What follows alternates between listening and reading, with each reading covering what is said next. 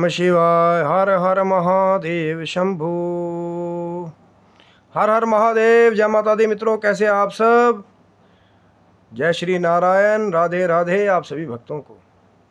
तो आज की इस वीडियो में कहीं ना कहीं वो जो दिव्य महान एकादशी व्रत की जो महिमा है उसके बारे में आज फिर आपके साथ चर्चा करने वाले हैं।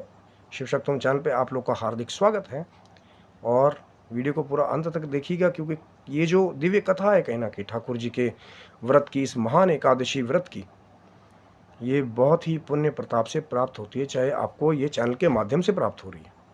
और अपनी अल्प बुद्धि के द्वारा हम भी कोशिश करेंगे कि कहीं ना कहीं वो जो रहस्य है, वो जो महात्म्य है, अपनी अल्प बुद्धि के द्वारा आपको कहीं ना कहीं श्रवण कराने की कोशिश करेंगे। क्योंकि कई बार जो है बहुत सारे भक्त हैं जो कथा को सुनना चाहते हैं, लेकिन किसी कारणवश जो है, चाहे कोई रोग आ गया या आर्थिक कारण बन गया या समय नहीं है, तो ब्राह्मण देवता को घर पे बुला करके कथा नहीं सुन पाते हैं। लेकिन हमारी भी कोशिश वही है और ठाकुर जी के चरणों में अरदास भी ये है कि कहीं ना कहीं जो चैनल से भी ध्यान दे करके पूरी कथा सुने, उसको पूरा पूरा फल ठाकुर जी जो है इस एकादशी का दे। और कथा के अनुसार पूछा जब युधिष्ठिर जी ने कृष्ण जी से कि जो आने वाली आश्विन मास की जो कृष्ण पक्ष की एकादशी है उसका नाम क्या है और क्या फल मिलता है उसको सुनने से, तो ठाकुर जी ने जो उत्तर दिया वही मैं आपके आगे समक्ष पेश कर रहा हूँ कि कृष्ण पक्ष आश्विन मास की ये जो एकादशी है उसका नाम इंदिरा एकादशी है।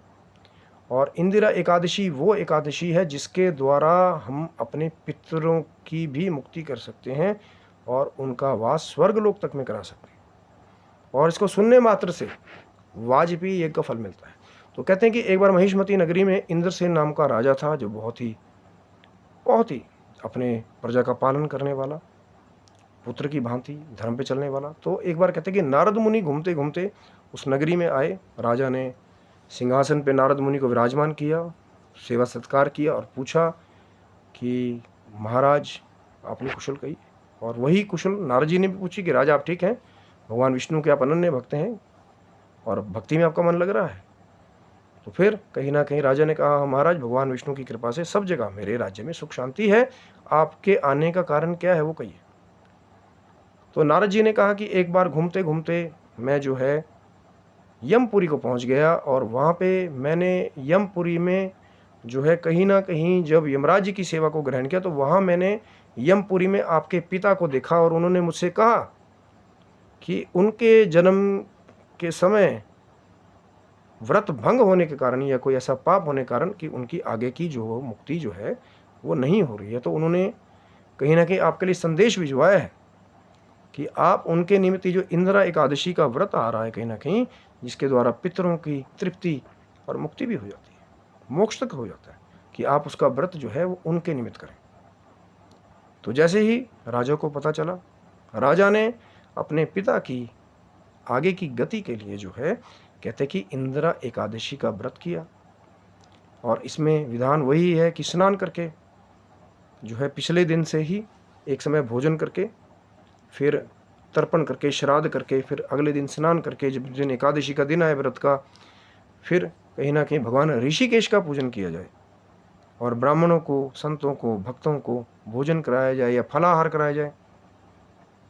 तो फलाहार कराने के बाद फिर अगले दिन जब द्वादशी आ जाए, सुबह जब पारण का समय हो जाए, तो ब्राह्मणों को भोजन कराए और फिर अपने बंधु बांधवों से भोजन करें। और जो संकल्प है कहीं ना कहीं वो अपने पिता को जैसे बताया था नारद भगवान ने, तो राजा इंद्रसेन ने वो संकल्प के द्वारा अपने पिता को वो फल समर्पित कर दिया। और इसी इंदिरा एकादशी के प्रताप से जो इंद्रसेन के जो पिता थे वो गरुड़ पर बैठ करके विष्णु लोक को गए और उन्होंने कहीं ना कहीं ठाकुर जी की कृपा को प्राप्त कर लिया। भगवत कृपा होगी, लेकिन किसके प्रताप से? इस इंदिरा एकादशी के प्रताप से, जिसका फल मेरे पास शायद वो जीवा नहीं है कि मैं आपको पूरा पूरा फल बता सकूं, और जिसके सिर्फ सुनने मात्र से वाजपेयी यज्ञ के फल की प्राप्ति होती है। और किसी के पितर जो है नरक में हो तो उनकी भी सदगति हो जाती है, वो भी बैकुंठ धाम को भी प्राप्त कर लेते हैं, स्वर्ग को प्राप्त करते हैं। और कहीं ना कहीं इस दिन दान करने का, संतों को चप्पल, जूता, छाता, पानी का घड़ा और वस्त्र, लेकिन वो जो सुपात्र हैं तो अनन्य फल की प्राप्ति होती है, कई कोटि गुना फल प्राप्त होता है, जिसके बारे में मैं शायद वर्णन नहीं कर सकता। लेकिन कोशिश हमारी वही थी कि ये जो इंदिरा एकादशी का पर्व है, मैं हर बार कहता हूँ कि इस दिन चावल का निषेध करें। पूर्ण रात्रि जागरण अगर कर लें तो क्या बात है, लेकिन मध्य रात्रि तक जब तक आप यथाशक्ति ठाकुर जी का, राधा रानी जी का नाम संकीर्तन करके कहीं ना कहीं इस पर्व को जो है महान फली बनाइए, और आपके जीवन में क्या आपको ये दे करके चला जाएगा ये ठाकुर जी जानते हैं। और अपनी अल्पबुद्धि के द्वारा कहीं ना कहीं हमने आपको कथा श्रवण कराने की कोशिश की है। कोई त्रुटि रह गई हो तो आशा करता हूँ कि आप हमें क्षमा करेंगे, या कोई कमी लगी हो तो मर्यादित शब्दों में कमेंट बॉक्स के नीचे ज़रूर बताइए। आगे भी ठाकुर जी की, राधा रानी जी की कृपा से ऐसी दिव्य कथाएं जो है आप तक लाने की हम लोग कोशिश करेंगे। तब तक आप सभी बंधुओं को जय श्री नारायण, राधे राधे, हर हर महादेव शंभु। जय माता दी मित्रों।